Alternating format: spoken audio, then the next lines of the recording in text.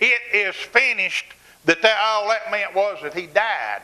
No, he never died when he said that. He died or gave up the ghost after that. He said, it is finished. He meant what I've done to buy back mankind, I finished this work. And then he died. Then he died. So he finished it. He finished it. And then he died. And then he went into the heart of the earth and preached to the spirits in prison that had been dead, the saints of old that had died. And when he rose, according to Matthew 27, I believe verse 43, that whenever he rose from the dead, after his resurrection, many of the saints of old, which slept or which was dead in their graves opened, and they appeared in the holy city. Ain't that something? He brought them out of there. He brought them out of there. I mean, he brought us back our authority. And we mealy mouth around. I'm talking about me and all of us. We mealy mouth around and let the devil run over us, roughshod over us, when we've got authority to do something about it. Now, where is our authority? Where is our authority? Begging? Pleading? It's through our mouth. Through our words.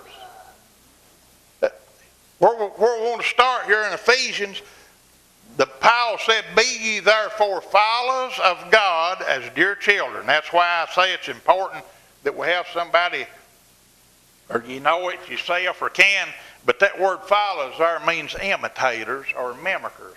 Be ye therefore a mimicker of God, like a child would its father. And that's what we're supposed to be. Now I know some of you watching is saying, well, that's just plain blasphemy. You know I'm going to be proud to go to heaven, and I hope I can go with you. I do. I mean that.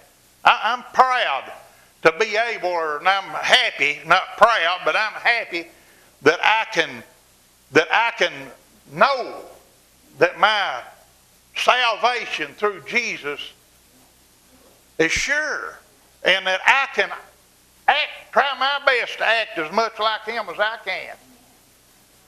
And like I've heard some of them say before, people say, well, you're trying to act like God. Well, I'd rather try to act like him than act like the devil, ain't you?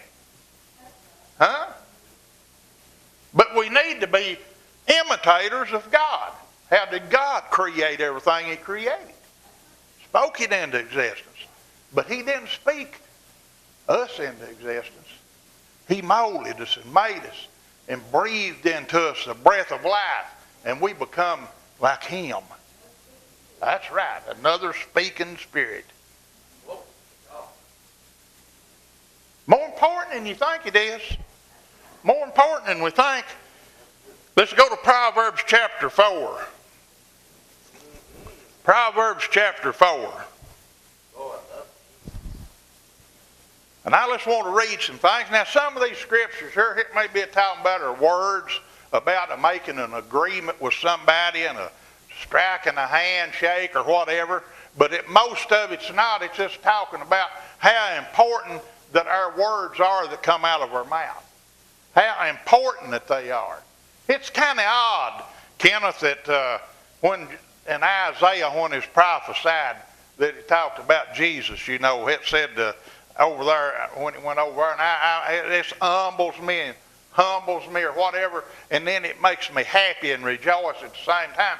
Brenda, it said that Jesus, when it was prophesying about him 700 years before or longer, that he, like a lamb, dumb, he was led to slaughter, yet he opened not his mouth. He was dumb. That didn't mean he was foolish or stupid.